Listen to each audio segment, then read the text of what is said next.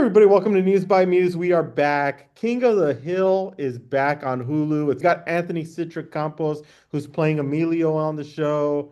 First of all, what does it feel like to be a part of a series like this that's been around for 14 like coming into its 14th season? Yeah.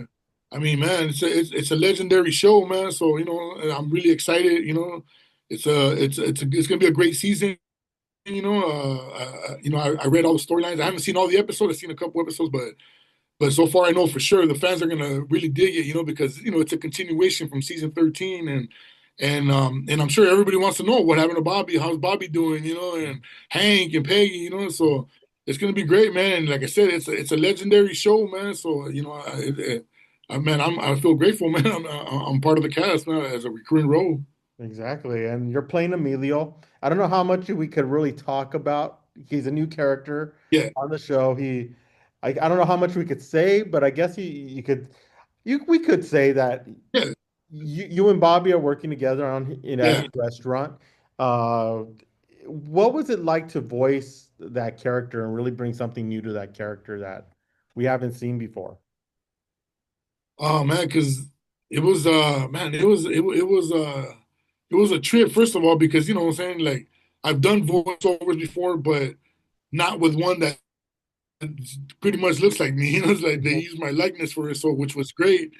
So man, it was like a surreal experience, man, to bring Emilio to life, and there's a lot of similarities in Emilio with me, so that's a good, that's a great thing, and I think Mike Judge does that on purpose, though, like he knows he's really strategic of how he places actors with certain, in certain places, certain parts, like he knows what he wants, and I think he knew that, that I'll be able to bring, that character that he wanted to life, and so yeah, Emilio, he's the voice of reason with Bobby. He's his co-worker. I'm a sous chef in there, and Bobby's the main chef. And man, it's just when Bobby needs advice, I give it to him, Oh man. yeah, of course. That's the way it should be. It's like Yeah, you're his right hand man, his sous chef. You got to give advice yeah, when he needs it. But this is the one thing I love about the way Mike Judge always.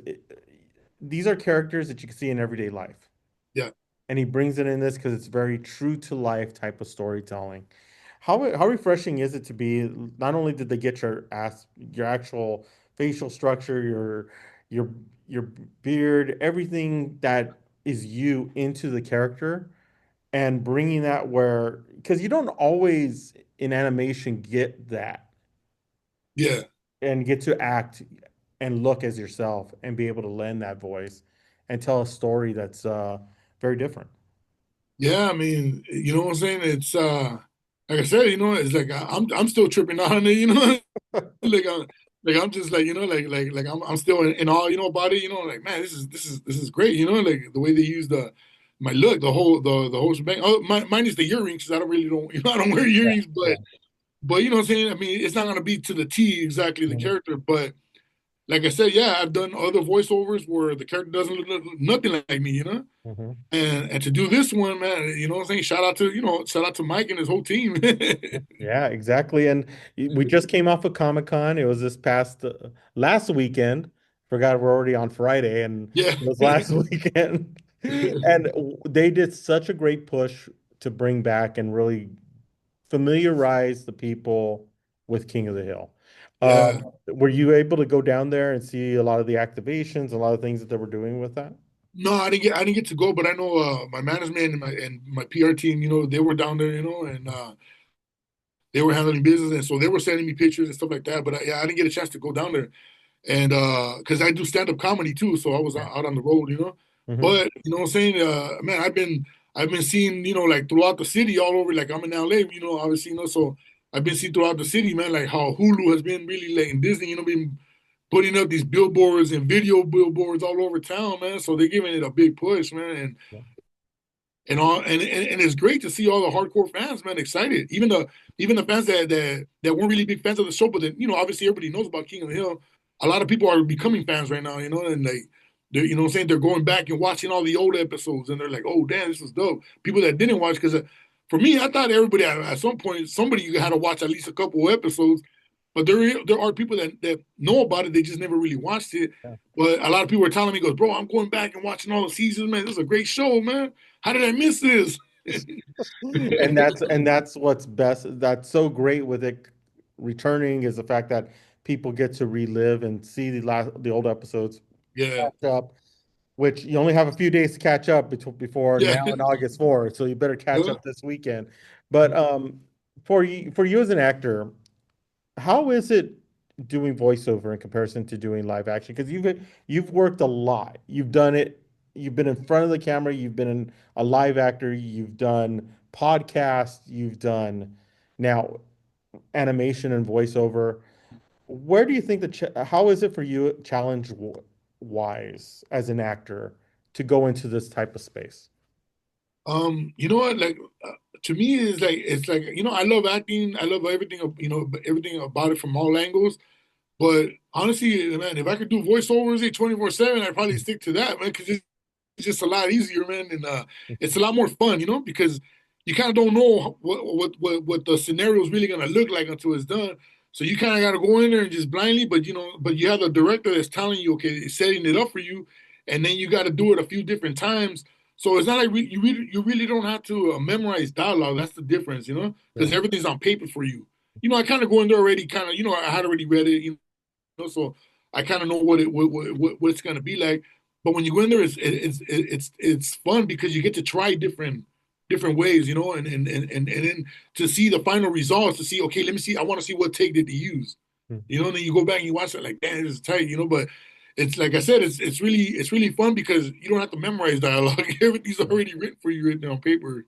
Yeah, and then you're not really most of the time you're there in the booth by yourself. Yeah, yeah, you're So in the you're sound not really effects. having you have to build that emotion and that Yeah, interaction with somebody without seeing somebody. yeah, But exactly. sometimes that lends a lot of creativity that Yeah, that's why I say you get to do it like 4 or 5 different ways, the dialogue, Mhm. and they let you run with it, and then sometimes the director will jump in, hey, try like this, or try doing this, or can you add this to the next line, take it out, and then so you try different ways and see what works, and so it's a lot of fun, man. To be honest, man.